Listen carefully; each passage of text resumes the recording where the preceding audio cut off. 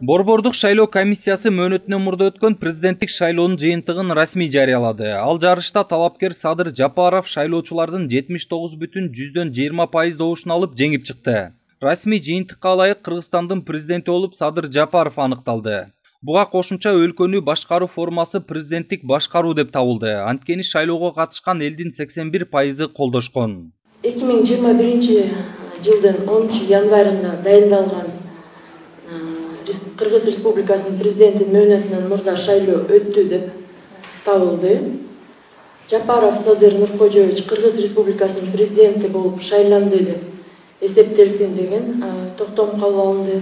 Ошондой эле Жапаров Садыр Нуркожоевич Кыргыз Республикасынын президенти болуп катталды.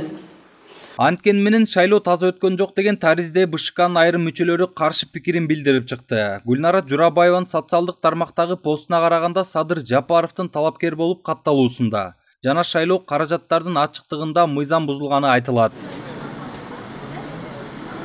Мындан тышкары бул шайлоодо шайлоочулардын катышуусу аз болгону белгиленүүдө. Жалпы добуш берүү үчүн 3.563.000ден ашык жаран катталган болсо, алардын 1.395.000 гана шайлоого катышкан. Башкача айтканда 39% гана келген. Мына эл эмне үчүн аз келди? Руслан айтты, аз келген бул бийликтерге коңгуроо болуш керек деди.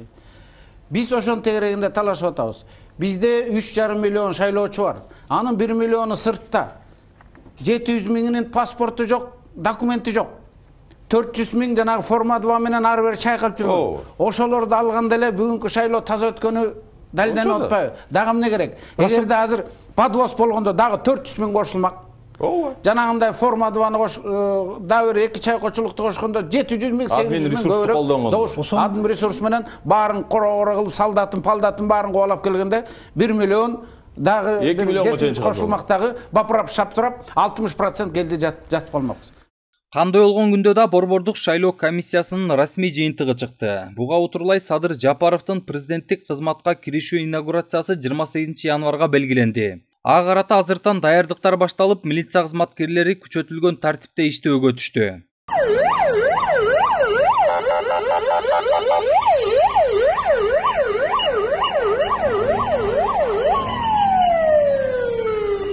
Айта кетсек, өткөн жылдын октябрь окуяларынан кийин өлкөдө бийлик алмашканда мөөнөтүнөн мурда президенттик шайлоо дайындалып, аны менен кошо конституцияны өзгөртүү боюнча референдум 10 январга белгиленген болчу. Жолдар Бузумов, Нурбек Жеңишбек уулу, Нур Ньюс, Бишкек.